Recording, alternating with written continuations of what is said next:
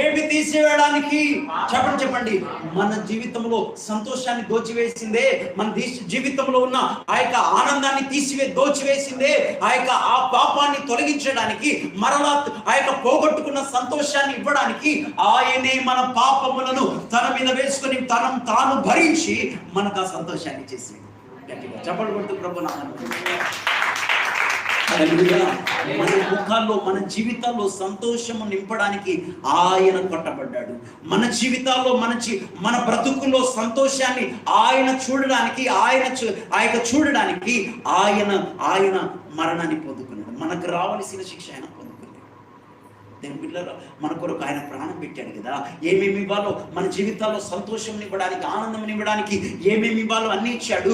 చివరికి తన ప్రాణం ఇచ్చాడు. అన్ని ఇచ్చేసి బిడ్డ నువ్వు సంతోషంగా ఉండు. హల్లెలూయా. ఒక